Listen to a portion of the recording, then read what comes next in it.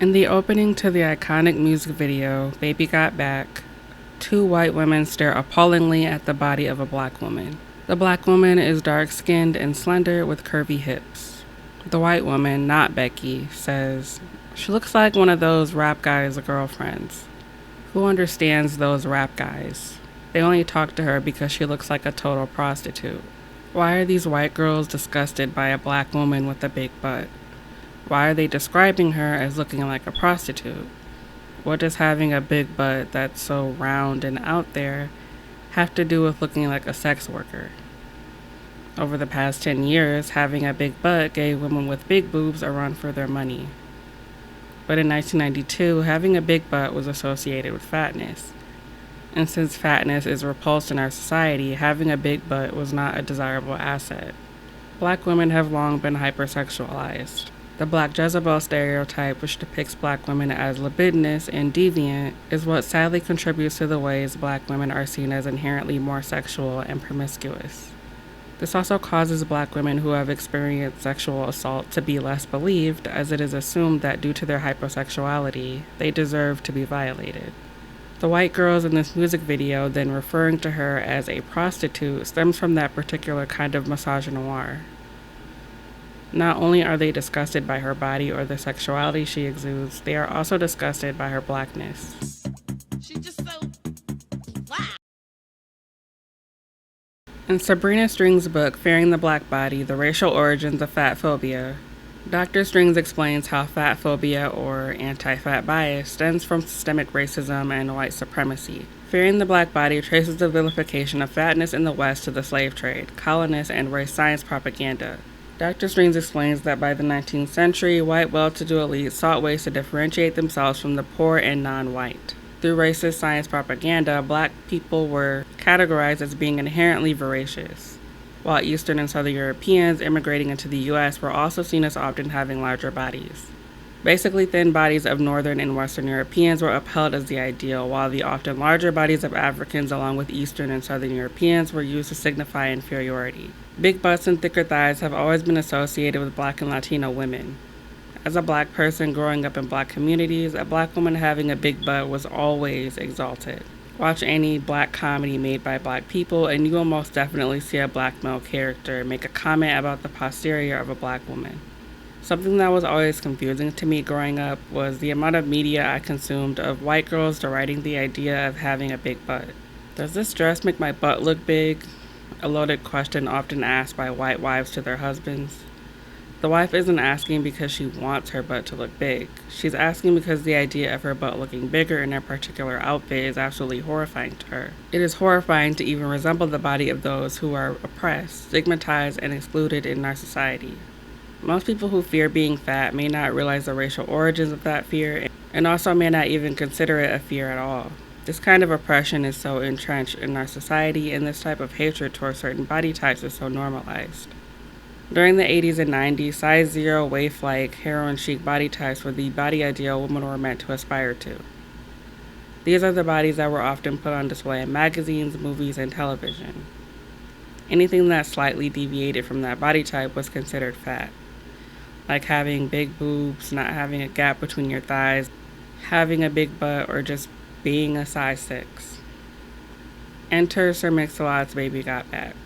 Amelia Dorsey Rivas, who did the "Oh My God, Becky, Look at Her Butt" intro to the song, said in an article for Vulture, quote, "My background is such that being a woman of color, I'm half Mexican, half black, and have always been curvy, was not appreciated at all. Where I grew up in the suburbs of Seattle, if you weren't built like Paris Hilton, you weren't appreciated. The kind of thing that women in my position went through made Mix angry. He'd say, 'I don't understand why you can't get modeling work,' and I'd say, 'Look behind me.' This was my experience that he was writing about."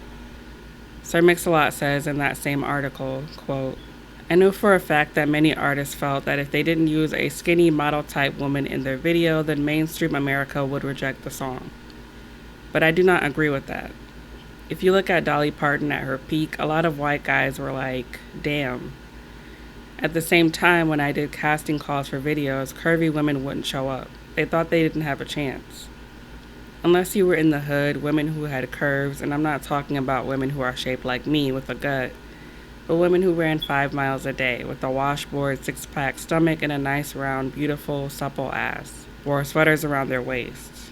Bottom line, black men like curves. When they're crooning to women about how beautiful they are in an R&B song, the ladies you see in the video don't reflect what those guys like. Every time an R&B video was on, I heard women say, "I just saw him down in Oakland and his girls wasn't like that." That made me think that this was more than a funny song and it wrote itself. There are so many things to unpack there. For one, Amelia is right. As I talked about in my previous video, Hollywood has a long history of fat-shaming thin actresses. And at the time, I can totally understand being angry about curvy bodies or hourglass body types being excluded from the mainstream media. In the first verse to Baby Got Back, Sir Mix-a-Lot says, "I'm tired of magazines saying flat butts are the thing." The intent of the song, according to Sir Mix-a-Lot, was to celebrate the bodies of women who were not being celebrated. Based on that information, you could say the song is body positive and progressive. And that is definitely what a lot of people, especially women, took away from the song. In 2017, Kendrick Lamar released his music video for the song Humble. The music video garnered controversy during a verse in which Kendrick says, "I'm so fucking sick and tired of the Photoshop. Show me something natural like ass with some stretch marks." In an article for Refinery29, Cecily Bowen says, quote, "To the untrained eye, this might look and sound like an affirmative moment that encourages women to love their own bodies. But to those of us who know better, it's actually just another example of black men giving women directives on how to present themselves to the world based on what men find attractive." The point Kendrick missed is that bodies do not exist solely to satisfy whatever version of attractive, natural, or airbrush men have conceived. And for the record, Kendrick's beauty standards aren't revolutionary. It should be noted that the woman who loses her makeup is a thin, light-skinned woman of color with long, loose curls and slanted eyes. And the faceless woman with the stretch marks has an hourglass figure that probably wouldn't even fill a pair of size 8 jeans. Both of these women fit into the same narrow standard of beauty that supports the culture photoshopping Kendrick claims to detest. This perfectly explains the problem with Baby Got Back. While uplifting the bodies of curvy women, Sir Mix-a-Lot then puts down the bodies of women who are stick thin and don't have a big butt. "I ain't talking about Playboy, 'cause silicone parts are made for toys," he says during the second verse. What Sir Mix-a-Lot is saying here is that not only does he not find stick thin women attractive, he also finds women who have gotten, in this case, breast implants to be unattractive. Much like Kendrick Lamar, he wants to see women who have naturally curvy bodies. Going back to that quote from earlier, Sir Mix-a-Lot makes it clear that he is not talking about fat women, who might also have big butts and big boobs. He's talking about women who work for their butts. So your girlfriend rolls a Honda, playing Workout Taste by Fonda, but Fonda ain't got a motor in the back of her Honda. Anaconda don't want none unless you got buns, hun. So according to this verse, even if you do work out, if that workout doesn't result in your butt being big, he doesn't want you. These songs are sending very mixed messages. On the one hand, these men are implying they want natural looking women, no Photoshop, no plastic surgery, but they are still expressing a want for a specific body type. When Kendrick rapped about wanting women with stretch marks, you think he was referring to actual fat women who are more likely to acquire those things? Probably not.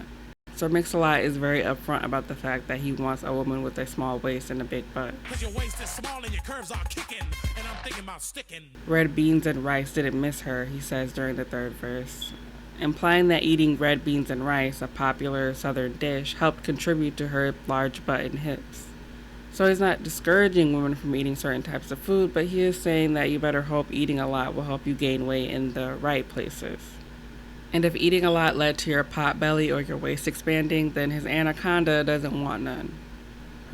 I would argue that most women do not naturally have hourglass figures. Yes, women can be curvy, sure, but when people talk about an hourglass figure, they are typically referring to a Kim Kardashian, Barbie body type. Flat stomach with curvy hips and a big butt. And it's worth noting that most of the dancers featured in the Baby Got Back music video don't even have big butts, they're just thin. Probably because you can't really red beans and rice your way into an hourglass shape. In Meghan Trainor's hit song, All About That Bass, she sings, Yeah, my mama, she told me don't worry about your size. She says boys like a little more booty to hold at night.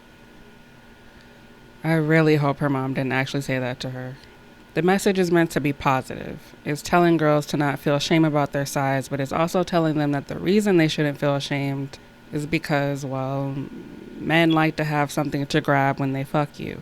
When you say that you're not a size 2, but you're still desirable to men in a way that sounds like you're making up for the fact that you're not a size 2, you're still adhering to the beauty standards your lyrics purport to be against. The body positive messages of these songs are inherently misogynistic and contradictory. Love your body, but only love your body if there are men out there who will rap about how much they like it in a song. It's amazing but also unsurprising how much women will defend these songs. Some of the comments under the music video for Baby Got Back are quite the intrigue. This song is so amazing. He refers to women's curves as healthy. He says he won't be verbally vulgar or assault women. He celebrates women enjoying non-diet food. He doesn't treat women like they're disposable, and he talks about putting effort into pleasuring women, not just being a two-pump chump. It's incredibly positive. I appreciate the fact that he's singing about juicy, healthy bubble butts and is actually a juicy, healthy, and fit butt, not the fake ones people make out to be these days. Sir, I was feeling insecure about my body, but you just made me feel a whole lot of appreciation for it now. I love this vibrant, healthy, real male energy that loves 100% real women, yeah. So refreshing to see and hear this. I love it. Legit was the only song that made me not hate my body growing up. Thank you, Sir Mix-a-Lot. This song is so empowering and motivational, especially in a time when beauty standards were so toxic. Now, I don't want to be an asshole. I don't want to take anything away from anybody. If this song made you feel good about your curves or your butt, I'm happy for you. I'm all for people learning to accept their bodies. And sure, on the surface, the song is positive if you don't think about it too hard. Don't think about it too hard, too hard. Don't think about it too hard, too hard. But underneath the surface, it's a song about a man talking about what gives him a boner. It's a man saying, hey ladies, I know you've been made to feel that no one wants to fuck you, but I do. And all the women with big butts are now allowed to love their bodies because a man finds it attractive. It's putting this man or men like this on a pedestal for having a fetish. Makes the celebration of the ass was framed squarely within a sexualized black male gaze. In other words, big butts were worth loving because black men found them attractive. In typical patriarchal fashion, women can only embrace their socially constructed flaws when men decide it's desirable. Women's perception of their bodies have to center around the way men see them first and foremost. Although Kendrick Lamar's Humble received some backlash, it also received a lot of praise from women, claiming the lyrics weren't sexist. In fact, they were empowering. Feminists and body-positive activists have been complaining about unrealistic body standards in Photoshop for years. But when a man says it, we all have to commend them and pretend like they're the first person in the world to say that they're tired of Photoshop. When a man talks about how unconventional body types turn him on, he's some kind of feminist icon. And what exactly do these people mean when they refer to these bodies as real and natural?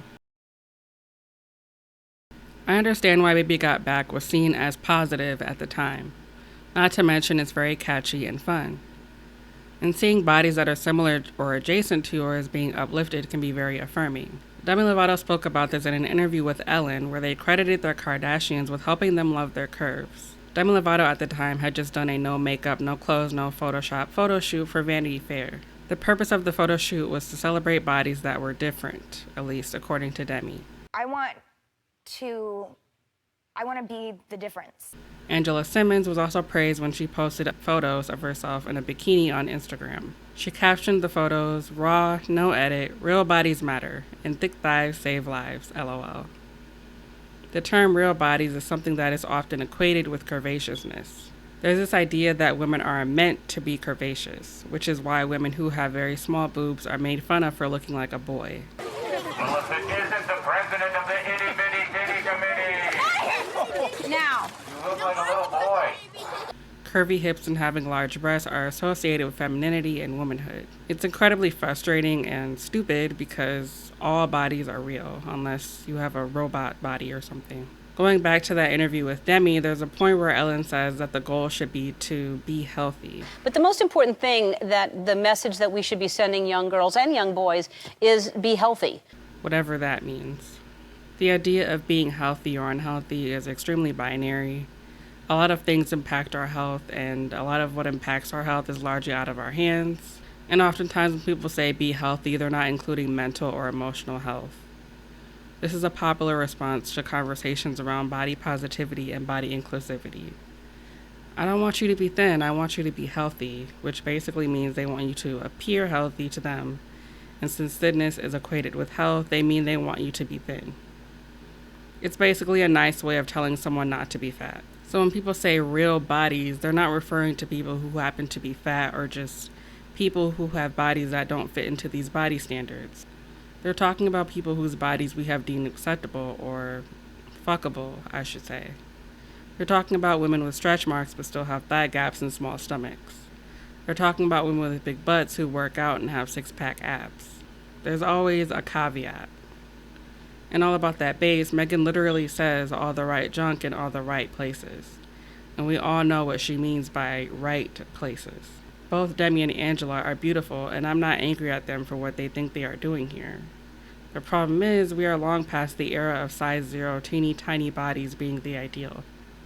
So when I see thin people with curves feeling as if their bodies being featured in a magazine are somehow doing something for representation, I have to roll my eyes a little. And again, not to be an asshole, but the bodies these people have are now the ideal. What exactly are we to take away from Baby Got Back 30 years later? The fact that there are still people watching that music video today thinking the song is sending some kind of body positive message is very concerning. It's also concerning the way people, especially men, will complain about Photoshop or not seeing real or natural bodies in the mainstream media, but also shame women who have gotten cosmetic surgery to achieve the body types they consider to be natural. We love to shame people for how they look, their noses, their stomachs being too big, their thighs touching, or wearing too much makeup. But when those people decide to correct these things, they get shamed for being shallow and vain. Suddenly, when women are contorting themselves to appeal to the male gaze, it's not sexy anymore because it's not natural. As silly and corny as the song is, Sir Mix-a-Lot, at least in his mind, had good intentions with the song. Kendrick obviously didn't mean any harm when he said what he said in Humble. I'm not trying to cancel anyone here. But I felt this topic was worth discussing because there is a lot to learn from it. You can have good intentions and still perpetuate some real misogynistic and fatphobic bullshit. You can claim to be celebrating curvy women while also objectifying them, fetishizing them, and reducing them to their appearance. You may think you're being inclusive when you put your unedited body on display and claim that you're being the difference. But what happens when someone who actually is the difference has a platform? They do not receive the same amount of love and praise. What happens when we center the way we feel about our bodies around what's trendy and what men like? Body trends come and go, and chasing after them will only leave you unsatisfied. Yes, real bodies do matter, and maybe it's time we actually start treating all of them like they do. Or maybe I'm thinking about it too hard. Put yourself first for him. That's what you gotta do. Put yourself first for him. If I put myself first for him, then by definition, aren't I putting myself second?